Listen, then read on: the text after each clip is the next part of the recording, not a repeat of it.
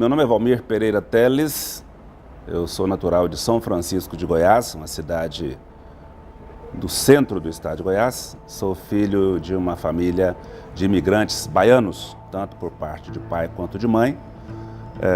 Permaneci nessa cidade até os 10 anos, quando então migrei para Anápolis. E em Anápolis, um pouco após a minha chegada, tive a oportunidade de ingressar como aluno do curso de aprendizagem industrial na Escola Senai Roberto Mange, lá pelos idos de 1973. Portanto, me sinto numa certa medida privilegiado, uma vez que a história do Senai nesses últimos 42 anos, a história esteve sob a nossa visão, ou seja, na condição de aluno, na condição de instrutor, de professor, na condição de diretor de unidade, na condição de analista de desenvolvimento econômico, enfim. E especialmente porque é uma trajetória, o Senai construiu nesse ciclo uma trajetória de absoluto sucesso e a gente se sente absolutamente orgulhoso de ter partilhado isso. Bem, eu sempre digo que a trajetória, a caminhada do Senai ao longo desse tempo em Goiás, já se vão para mais de 60 anos no estado de Goiás, ela é uma caminhada firme, segura, progressiva e, em alguns casos, ela apresenta alguns saltos, né? Tem o passo a passo e, eventualmente, alguns saltos. Que saltos são esses, né? Eu entendo que quando o Senai deixou de atuar apenas na educação profissional de nível básico e assumiu a educação profissional em nível técnico, das habilitações técnicas, né? No mesmo patamar das escolas técnicas, instituições de governo, eu considero um salto, né? Considero também um outro salto no momento em que o Senai deixou de atuar no nível básico, no nível técnico, passou a atuar no nível superior. Considero isso também um salto extraordinário que ocorreu aí já no início dos anos 2000. E considero que um último grande salto do Senai, esse ainda está em pleno ar, né?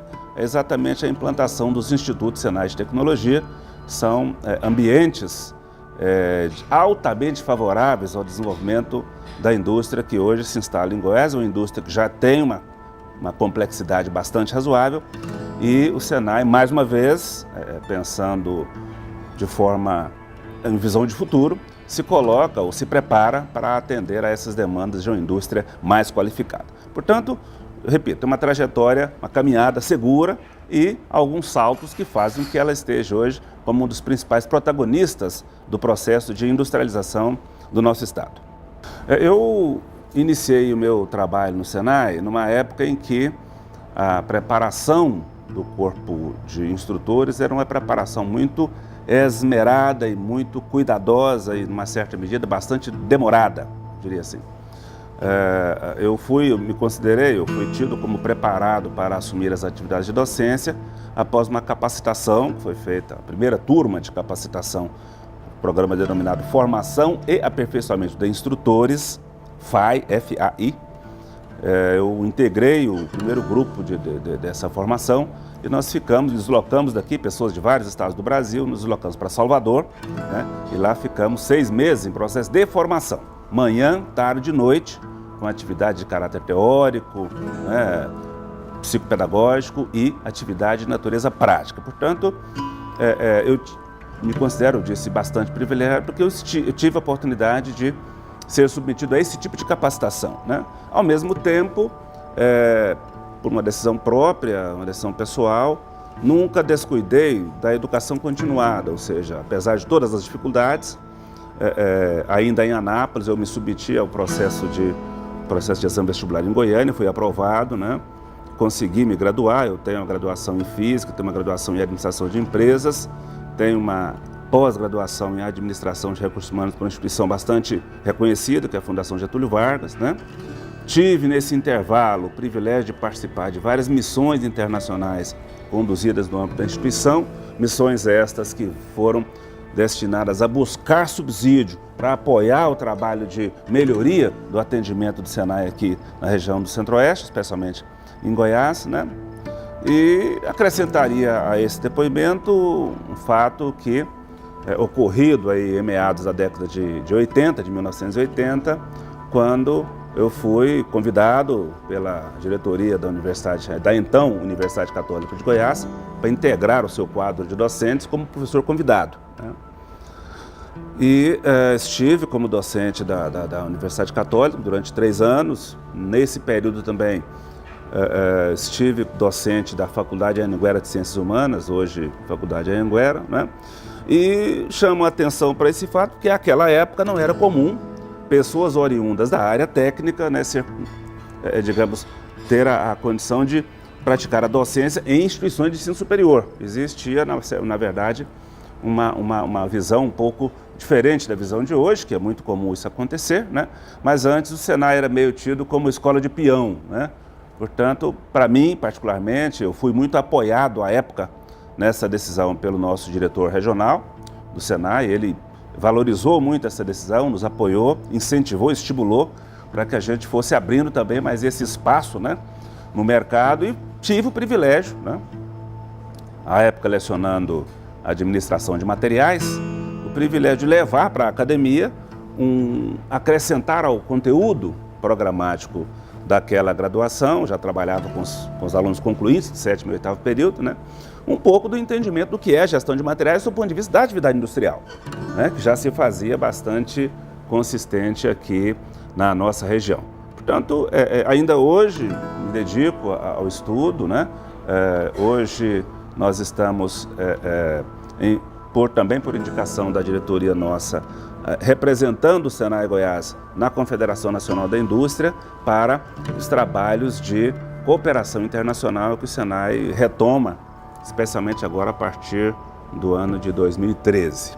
Bem, é evidente que a gente precisa evitar tornar-se suspeito ao falar sobre esse tema, né? Ou seja, eu tomo a liberdade de dizer o seguinte: a avaliação que eu apresento aqui para os senhores é que é uma avaliação feita por quem toma os nossos serviços, ou seja, pela indústria, né? Eu entendo que a trajetória do desenvolvimento da indústria em Goiás seria empobrecida, no meu entendimento, sem a participação do Senai, a partir de depoimentos dos próprios empresários, né? Eles são bastante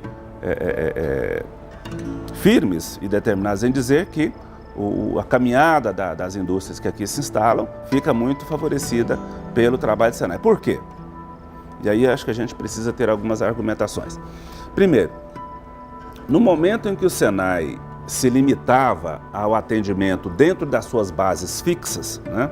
E aí nós só tínhamos escolas em Goiânia e Anápolis, né? Isso criava um embaraço para a industrialização que estava se encaminhando para o interior do estado. O que o Senai fez? Novamente o SARS dos saltos, né? Pensou, bom, já que nós não podemos levar uma escola inteira para o interior, para acompanhar a indústria quando ela se instala no interior, vamos colocar o ambiente de ensino dentro de um veículo e vamos levá-lo para lá, né? Foi aí que nós começamos a atuação com as unidades móveis, né? Ou seja, mesmo para aquelas indústrias que não estavam na região central do estado, né? E aí a gente destaca o forte processo de industrialização ocorrido em Minasul, né? A companhia Sama deixou de ser uma empresa extrativista e preparativa de material primário para ser uma indústria de alta complexidade, já produz vários produtos com uma elevada elaboração, né? O mesmo aconteceu na região de Niquelândia, os produtos que foram também se tornando mais elaborados, portanto, mais demandantes de qualificação profissional, né? A indústria que se instalava no sul do estado, a região de Tumbiara especialmente, né? E Rio Verde, né? Portanto, digamos assim, essa capacidade que a instituição tem de ir aonde a indústria está, né? Provendo soluções o mais próximo possível daquilo que a empresa demanda e, obviamente, dentro da sua capacidade de operações. Uma outra situação que eu ressalto, né? Em alguns casos de indústrias que se instalaram em locais muito remotos, né? E em momentos em que o Senai não tinha uma capacidade financeira para estabelecer-se, mesmo que de forma incipiente nessas localidades, estabeleceu essas parcerias, né? Eu destaco aqui que o estabelecimento de parcerias institucionais efetivas, né? É também, e no meu entendimento será sempre, uma extraordinária ferramenta que o Senai tem, né? E aí a credibilidade da instituição ajuda muito a afirmação dessas parcerias, né? Portanto, ou seja, com uma ação móvel, com um atendimento móvel, com a instituição de uma unidade em parceria com a empresa, né? Enfim, todos esses mecanismos, né, no meu entendimento, corroboram o argumento que os próprios empresários utilizam quando defendem a instituição como um parceiro imprescindível na sua implantação e na sua consolidação. A instituição, felizmente, né, na sua caminhada, ela pôde construir diversos perfis de pessoas, né? Ou seja, e aí a gente corre um seríssimo risco de cometer injustiça se a gente optar por indicar uma pessoa A ou uma pessoa B. Mas a gente toma a liberdade aqui de citar um exemplo, né? E aí pedindo já perdão a todos aqueles que não foram lembrados nessa circunstância, de uma pessoa que foi também, como eu, um ex-aluno de aprendizagem do Senai, que foi instrutor do Senai, que foi diretor de unidade do Senai, enfim, né? Senhor Jair Braz de Oliveira. Então, algumas pessoas não sabem, mas o Senai, existe uma peça usinada. Usinagem é um processo de elaboração de peças em torno mecânico, né? Essa peça chama-se Estrela Prisioneira. Havia um desenho dessa peça, um conceito dessa peça que nunca tinha sido desenvolvido, né? E o Jair Braz, com a sua pertinácia e a sua elevadíssima experiência com usinagem, conseguiu confeccionar uma peça daquela, né? A tal Estrela Prisioneira, e essa peça passou a ser o objeto símbolo do Senai, né? Isso, de várias autoridades, pessoas que visitavam o Senai aqui em Goiás, vindos de outros estados, de outros países, muitas vezes levavam isso como presente, como um brinde, como um regalo, né? É uma coisa que um técnico nosso, uma pessoa nossa, a partir de um rudimento, de um desenho que nunca tinha sido desenvolvido, elaborou isso, desenvolveu e acabou criando esse monumento aí, a arte da usinagem, né? Então, mas são várias, são muitas histórias. A gente pôde, como eu disse, participar de momentos em que o Senai não tinha uma infraestrutura, né, de apoio que temos hoje, né? É bom lembrar que Goiás, em algum momento, era Goiás e Tocantins, né? Ou seja, o estado era um só. E um outro fato curioso também é que a gente tinha, eventualmente, que fazer deslocamentos para atividade de supervisão, né? À época, inclusive que a rodovia BR-153 não era completamente asfaltada em todo o seu trecho, né?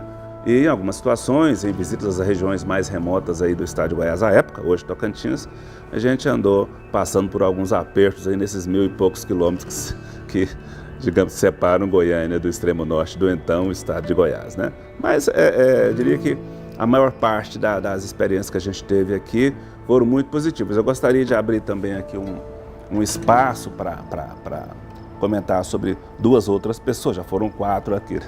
Sobre 2 outras pessoas, uma delas o professor Darcio Arruda, é um ex-coordenador técnico do Senai em Anápolis, uma pessoa que dedicou uma parte boa da sua vida ao ensino da eletricidade, da eletrônica, foi o que introduziu o ensino da eletrônica, né, no Senai de Goiás. Isso também eu acho que pouca gente sabe. Hoje isso é muito natural, né? Ou seja, não há nada que se falar hoje no reino da eletrotécnica que a gente não tenha como incluir a eletrônica. Mas o Darcio Arruda foi a pessoa que primeiro trouxe os transistores, né, primordiais para construir as primeiras placas aí com solda, ainda com arame de solda, enfim.